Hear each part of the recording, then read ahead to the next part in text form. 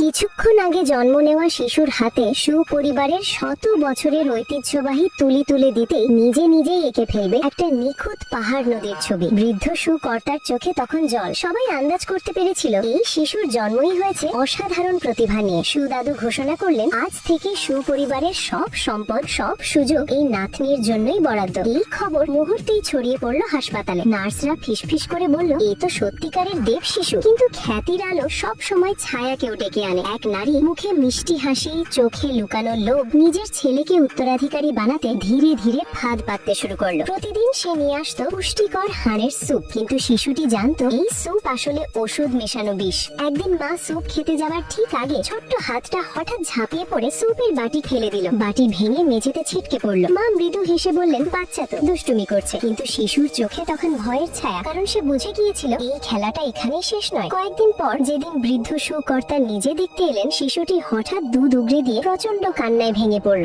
এক নজর দেখেই বৃদ্ধ থমকে গেলেন। তিনি গম্ভীর গলায় বললেন, এই রং, এই গন্ধ আমি চিনি। স্যুপ আর দুধ সঙ্গে সঙ্গে পরীক্ষায় পাঠানো হলো। ভয়ে মহিলাটি থরথর করে কাঁপতে থাকলো। কিছুক্ষণ পর রিপোর্ট হাতে নিয়ে বৃদ্ধ ধীরে মাথা তুললেন। তার চোখে তখন আগুন, কারণ শিশুর খাবারে পাওয়া গেছে স্নায়ু বিকাশ ধ্বংসকারী ওষুধ। ধূর্ত মহিলাটির ভয়ঙ্কর ফাঁদ সবার সামনে ফাঁস হয়ে গেল। গাইস, তোমরাই বলে যাও, এই মহিলাটিকে কি শাস্তি দেওয়া উচিত?